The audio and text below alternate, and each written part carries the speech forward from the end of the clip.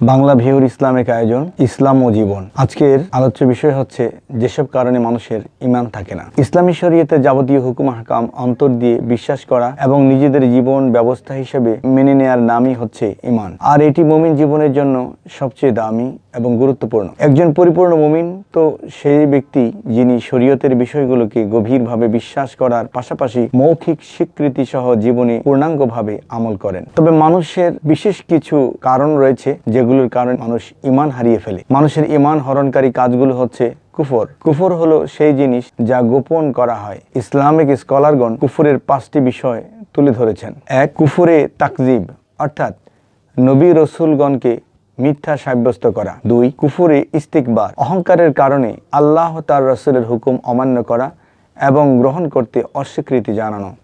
3. কুফরে এরাজ, নবী রাসূলগণ সত্যবাদী বা মিথ্যাবাদী কোনোটাই না বলে বরং উপেক্ষা করা এবং এ বিষয়ে মনোযোগ না দেয়া। 4. কুফরে ইরতিয়াব, নবী রাসূল সত্যবাদী বা মিথ্যাবাদী কোনোটাই বিশ্বাস না করা বরং সন্দেহ ও সংশয় করা, এটাও কুফর। 5. কুফরে নিফাক, অর্থাৎ মুখে ঈমানের কথা স্বীকার করলেও অন্তর থেকে অস্বীকার করা।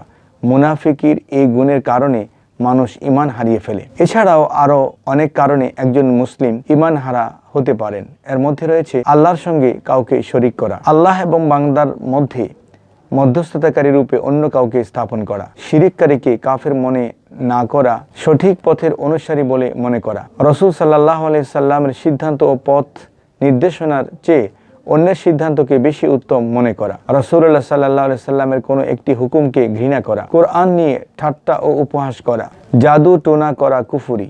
এর ফলে মানবতার শান্তি ও সুসম্পর্ক বিনষ্ট করাও কুফরি। মুসলমানদের বিপক্ষে মুশরিকদের সহায়তা করা, এমন বিশ্বাস রাখা যে কিছু ব্যক্তি আল্লাহ এবং তার রাসূলের প্রণীত আইন ভঙ্গ করার ক্ষমতা রাখেন। আল্লাহ তাআলা প্রদত্ত এই দ্বীন ইসলামকে পুরোপুরি পৃষ্ঠ প্রদর্শন করা, তা থেকে বিরত থাকা। আল্লাহ তাআলা আমাদেরকে উক্ত কুফরি কাজ থেকে নিজেদের ঈমানকে হেফাজত করার তৌফিক দান করুন। মহামূল্যবান সম্পদ ঈমান রক্ষা করার তৌফিক দান করুন। কুফরি মতবাদ পরিহার করে ঈমানের উপর অটল ও অবিচল থাকার তৌফিক দান করুন। কোরআন হাদিস মোতাবেক আমলে জিন্দেগি যাপন করে আল্লাহর নৈকট্য অর্জন করার তৌফিক দিন। আমিন।